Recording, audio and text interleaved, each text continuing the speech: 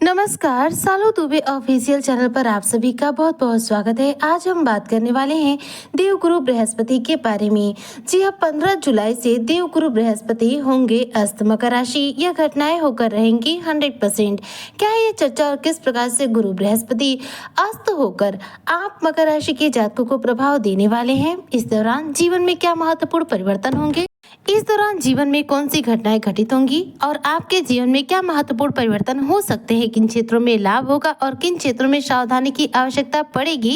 इन सभी तथ्यों पर आज हम चर्चा और विश्लेषण करेंगे। ऐसे में जितने भी मकर राशि के जातक और जातिका हैं वह वीडियो को बिल्कुल भी स्किप ना करें, वीडियो को फुल वॉच जरूर रूप से करें। तो चलिए आज की चर्चा को हम शुरू करते हैं। देखिए, गुरु बृहस्पति जो कि शुभता और भाग्य के कारक माने जाते हैं। गुरु बृहस्पति को देवगुरु कहा जाता है क्योंकि यह देवताओं के गुरु हैं। वर्तमान समय में गुरु बृहस्पति चल रहे हैं मकर राशि के सप्तम भाव से, अर्थात कर्क राशि से। कर्क राशि जो चंद्रमा की राशि है, यहीं पर गुरु बृहस्पति उच्च के होकर विराजमान है और साथ में अतिचारी चाल चल रहे हैं।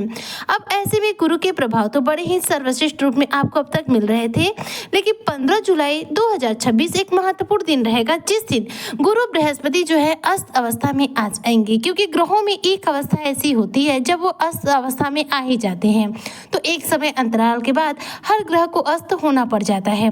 तो गुरु बृहस्पति देखिए कर्क राशि में स्थित है और यहाँ पर अस्त होने जा रहे हैं 15 जुलाई 2026 को। ऐसे में मकर राशि के जो जातक है इनके जीवन पर इस गुरु की अस्त अवस्था का क्या प्रभाव पड़ेगा? तो चलिए सबसे पहले मैं बात करूंगी करियर को लेकर के, कार्य क्षेत्र को लेकर के कि करियर पर आपके गुरु बृहस्पति का क्या प्रभाव पड़ने वाला है। तो करियर के लिहाज से गुरु बृहस्पति के जो प्रभाव है वह देखा जाए तो आपके लिए लाभकारी रहेंगे, क्योंकि गुरु का जो प्रभाव होता है, ध्यान दीजिएगा, एकमात्र गुरु ही ऐसे ग्रह हैं जो अस्त रहे या उदित रहे, प्रभाव निगेटिव नहीं देते हैं। गुरु कुंडली में आपके लिए सकारात्मक अवस्था में हो चाहे नकारात्मक, वह प्रभाव कभी भी गलत नहीं देते, कभी भी नकारात्मक नहीं देते। गुरु बृहस्पति कभी किसी व्यक्ति विशेष को हानि नहीं पहुंचाते हैं। तो गुरु के देखा जाए तो इस परिवर्तन के बाद यानी अस्त अवस्था में आने के बाद कार्य क्षेत्र में आप मकर राशि के जातकों को आपके सहकर्मियों का, आपके अधिकारियों का अच्छा साथ मिलेगा। इस दौरान आपके कार्य क्षेत्र में सफलता मिलेगी। आप अपने ईगो को थोड़ा सा बस कंट्रोल करके रखिएगा, वाद विवाद से आपको बचना होगा, क्योंकि देखा जाए तो मंगल की जो स्थिति है वह कहीं ना कहीं इस दौरान आपके ईगो को बढ़ा सकती है, वाद विवाद करा सकती है, जो आपके कार्य क्षेत्र में आपकी मान हानि का कारण बन सकता है। इसलिए अपने ईगो को साइड में रखकर रहिए। यहाँ पर जितना हो सके धैर्य और संयम के साथ कार्य क्षेत्र में अपना प्रभाव दीजिएगा, आपके लिए उतना ही ज्यादा अच्छा रहेगा।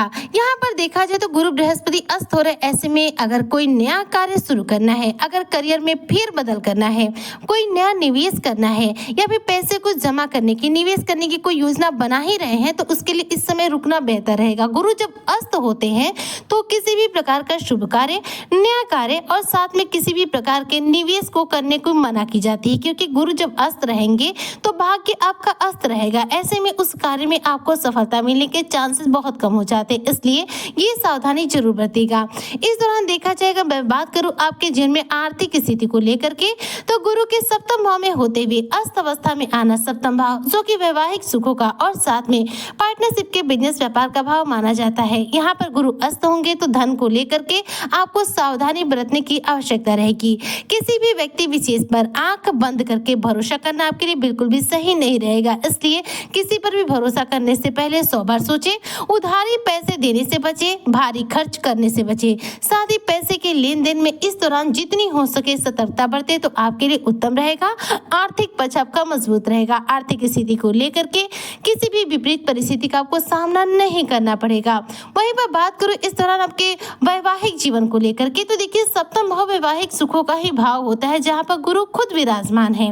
ऐसे में वैवाहिक जीवन में देखा जाए तो आपके लिए जो स्थिति है वह अनुकूल रहेगी, लेकिन इस दौरान आप अपने रिश्ते को लेकर के हमेशा सहज रहेगा। गलतफहमी को बढ़ने मत दीजिएगा, क्योंकि देखा जाए तो इधर जो केतु देव है वो आपके वैवाहिक जीवन पर, जो राहु की दृष्टियों का प्रभाव है वो आपके वैवाहिक जीवन पर कुछ कॉम्प्लिकेशन यानी कि गलतफहमियां क्रिएट कर सकता है। इसलिए इस दौरान रिश्तों को लेकर के सोच समझकर आपको समझदारी बरतने की आवश्यकता रहेगी। रिश्तों को लेकर आपको सजग रहना पड़ेगा ताकि आपके रिश्ते हमेशा मधुर बन रहे। इस दौरान अपने घर में किसी भी प्रकार का का शुभ मांगलिक कार्यक्रम करने की योजना बना रहे हैं तो इस पर देखी जाए तो पूर्ण रूप से आपको रोक लगानी होगी, क्योंकि गुरु जब अस्त होते हैं तो ऐसे में कोई भी शुभ कार्य, नया कार्य, विवाह, गृह प्रवेश, कोई भी ऐसा कार्य हो जो नया हो वह नहीं किया जा सकता। फिर गुरु जब उदित होंगे तभी जाकर के आप इन कार्यों को कर सकते हैं। बात करूं इस दौरान आपके स्वास्थ्य को लेकर के, तो देखिए गुरु के अस्त अवस्था में आने की वजह से इस दौरान आपके लिए देखा जाए तो जो स्वास्थ्य संबंधी जो स्थिति है वो देखा जाए तो थोड़ा सा आपको उतार चढ़ाव दे सकती है। जैसे कि मान लीजिए इस दौरान छोटी छोटी हेल्थ इशू आपको आएंगे, कभी सर्दी जुकाम, कभी बुखार, कभी ऐसा हो सकता है कि आपके पैरों में दर्द की भी समस्या फेस करनी पड़ जाए। तो हेल्थ वाइज आपको हमेशा एक्टिवेट रहना है। किसी भी प्रकार की हेल्थ इशू होती है तो डॉक्टर से संपर्क करना है। साथ ही देखा जाए तो इस दौरान आप ज्यादा से ज्यादा सोचना, समझना, आत्म मंथन करना और आध्यात्म के प्रति ज्यादा से ज्यादा अग्रसर होना पसंद करेंगे। मतलब कि धार्मिक कार्यक्रमों में आपकी रुचि बढ़ेगी। ईश्वर के प्रति इस दौरान आपकी आस्था बढ़ने वाली है। गुरु बृहस्पति जब अस्त होते हैं तो शुभ कार्य रुक जाते हैं, लेकिन इसके साथ ही देखा जाए तो जीवन में सकारात्मक परिवर्तन जो होते हैं वो होते रहते हैं। जैसे कि गुरु बृहस्पति क्या है, निगेटिव प्रभाव देते नहीं, जिसकी वजह से गुरु जब अस्त होंगे तो यहाँ पर आपके कार्य क्षेत्र में जो भी आप कार्य करेंगे उसका पूरा सफलता मिलेगा, पूरा प्रयासों का लाभ आपको मिल पाएगा। लेकिन गुरु बृहस्पति अस्त रहेंगे इसलिए शुभ कार्य, नया कार्य आप नहीं कर सकते, कोई बड़ा परिवर्तन करना है नहीं कर सकते, नया निवेश करना है तो नहीं कर सकते। साथ ही साथ देखा जाए तो गुरु के अस्त अवस्था के अंतर्गत यदि किसी भी प्रकार की कोई विशेष खरीदारी करनी है, जमीन जायदाद खरीदना हो, जमीन का जो है आपको खरीदारी करना हो, लिखना कराना हो, या फिर अपने मकान का रिनोवेशन का कार्य शुरू करना हो, मकान के उद्घाटन का कार्य करना हो, तो उसके लिए यहाँ पर मनाही रहेगी। गुरु जब उदित होंगे तब ये सारे कार्य फिर शुरू कर दीजिएगा। हालांकि गुरु अस्त होकर देखा जाए तो मकर राशि के जातकों के जीवन में किसी भी प्रकार का नेगेटिव प्रभाव बिल्कुल नहीं दे रहा, लेकिन पैसों के लेन देन में सावधानी बरतने की आवश्यकता है। अगर बिल्कुल भी आपने सावधानी को लेकर के कोई गलती कर देते हैं तो यहाँ पर धन हानि हो सकती है। धन हानि के कारण यही होगा कि आप किसी व्यक्ति विशेष पर बहुत ज्यादा आंख बंद करके भरोसा कर रहे हैं, इसलिए पैसे के लेन देन में सावधानी बरतें।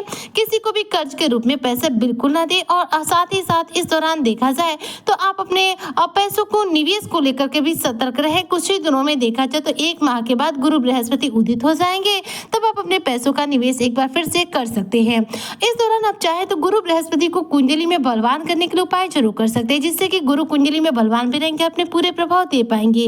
तो गुरु बृहस्पति को कुंडली में यदि बलवान करना है तो देखिए इनका सीधा संबंध भगवान विष्णु से होता है। ऐसे में गुरुवार के दिन पीले वस्त्र धारण करें। गुरुवार के दिन जरूरतमंद लोगों को पीली वस्तुएं जो है भेंट करें, जैसे कि चने की दाल हो, केला हो, या फिर पीले वस्त्र ही क्यों न हो। इस दिन आप किसी भी केले की वृक्ष की जड़ में हल्दी मिश्रित जल दीजिए। ऐसा करने से भी कुंडली में गुरु ग्रह को बल मिलता है। साथ ही अपने मस्तक पर हल्दी का तिलक लगाना बिल्कुल मत भूलिएगा। इससे आपकी कुंडली में गुरु ग्रह एक्टिवेट रहेंगे और गुरु से संबंधित आपको सभी प्रकार के लाभ के प्रभाव प्राप्त होंगे। उम्मीद करती हूँ कि जितने भी मकर राशि के जातक और जातिका है उनके लिए 15 जुलाई से गुरु बृहस्पति की यह अस्त अवस्था सकारात्मक रहेगी। गुरु अस्त होकर मकर राशि के जातकों की किस्मत को बुलंद करने का कार्य करेंगे। इसी कामना के साथ में आज की वीडियो को यहीं पर करती हूँ समाप्त। मिलती हूँ नेक्स्ट वीडियो में, तब तक के लिए जय हिंद, जय भारत, जय श्री हरि।